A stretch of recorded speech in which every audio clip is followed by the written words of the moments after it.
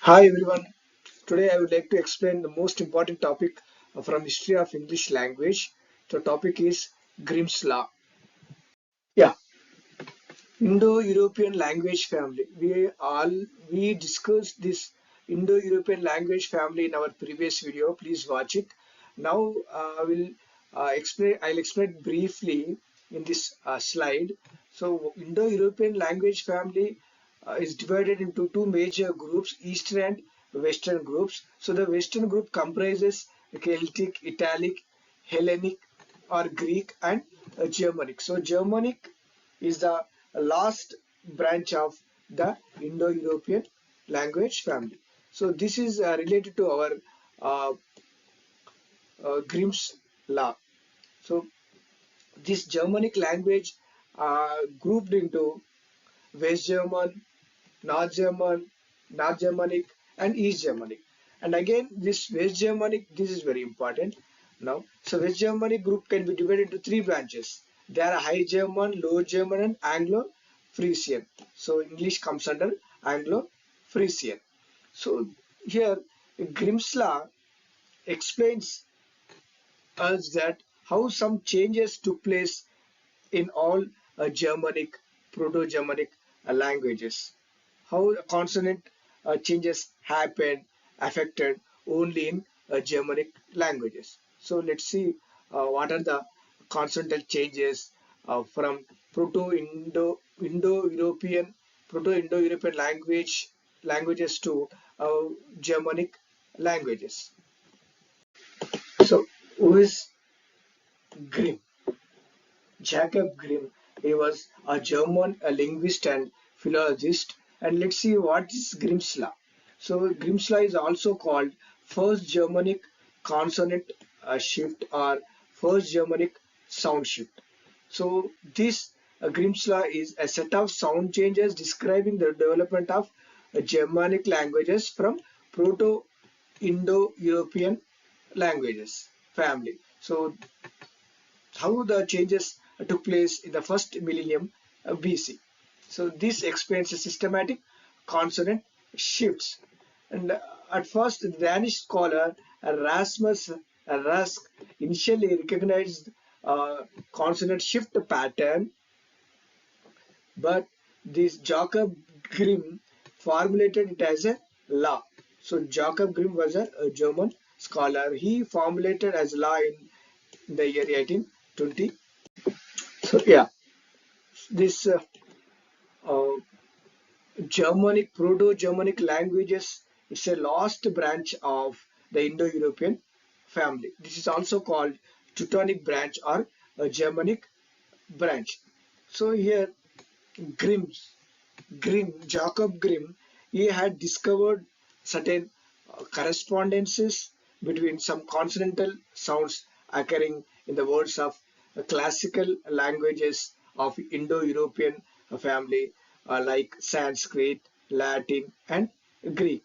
So he studied these correspondences more closely and stated that there is a regular shifting of certain series of Indo-European consonantal sounds in Teutonic or Proto-Germanic. Let us see what are the sound changes from Indo-European languages like Sanskrit, Latin to Proto-Germanic languages. So let's see the first change, voiced aspirated stops.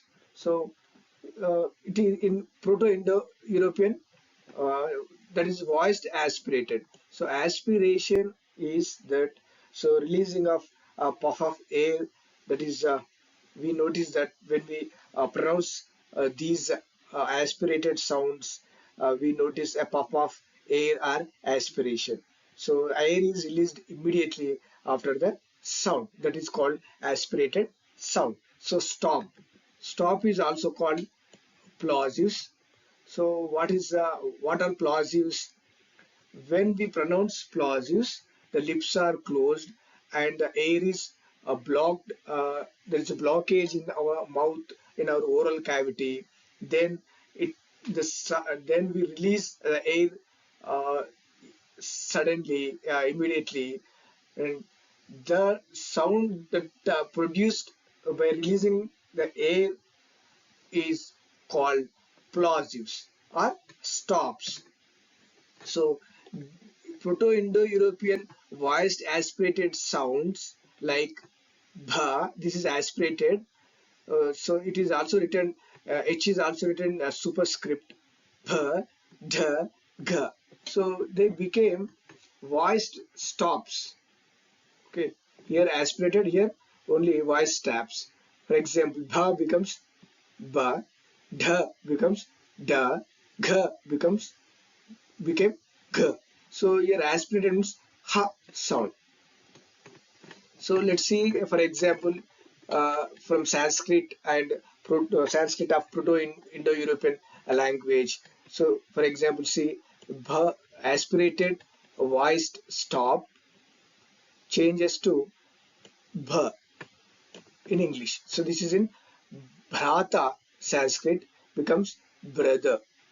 Next, dha becomes da. So this sound dha becomes this madhya in Sanskrit, the sound in English, modern English, middle. Then gha, ghosts in Proto-Indo-European, it becomes gha in Old English or guest in modern English. Let's see second shift pattern. Voiced stops in of Proto-Indo-European becomes voiceless stops. For example, bha becomes pa. See, labia in Latin, bha, this ba changes to pa. Then da became ta. So this Latin word dio became to, ta sound. So this da became ta. Then ga became ka. So sagair, this ga becomes ka, seek. Last third a shift of consonant sound, voiceless stops becomes voiceless fricatives. So see, p becomes fa. These are fricatives. These are stops, voiceless stops. Voiceless stops in Indo-European, Proto-Indo-European languages uh, becomes voiceless fricatives in Proto-Germanic languages. So see, in Sanskrit, this is pita. This p becomes fa, father, fa sound.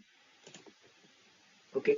Next, this ta, ta becomes th. So in Latin, dress becomes three. Th sound becomes this three. Okay. Next, k becomes ha. So kentum, k sound becomes ha in English, modern English. So these are three major shifts we see in uh, uh, Proto-Germanic, from Proto-Indo-European to Proto-Germanic languages. So these are all consonantal shifts. Yeah. So this is a summary. Aspirated voice aspirate stops in Proto-Indo becomes voice stops in Germanic, and PIE voice stop and become voiceless stops. So see how voiceless stops in Indo-European had become voiceless fricatives. So this is Proto-Indo-European, how they changed into Proto-Germanic languages. So these are changes already we discussed. So this is the, if you remember this picture, it will be very easy to you write in your examination. So this is change one. This is second. This is third one. So this is aspirated Proto-Indo-European voice aspirated to voiced stops in Proto-Germanic. This is voiced Proto-Indo-European voice stop to voiceless stops in Proto-Germanic. This is Proto-Indo-European voiceless stops to voiceless fricatives. These are all fricatives. So yeah, so there are some limitations and exceptions of Grimm's law. So see, for example, these could not explained by Jacob Grimm. Let us see what are they. Acular. So here, ka sound is here. E. It means I. So ka became ga here. Ka became ga. But according to Jacob Grimm's law, it should change as ha, but not it has become ga. So this is a drawback we observe in Grimm's law. He couldn't explain this. Then kentum. So this ta sound became da. But as per Grimm's law, according to Grimm's law, the change should be th. So it should be fricative. Th. So uh, these factors latter explained by Carl Werner, and he solved these problems. It is called Werner's law. Thank you for watching this video. Thank you very much. Subscribe my channel for more videos.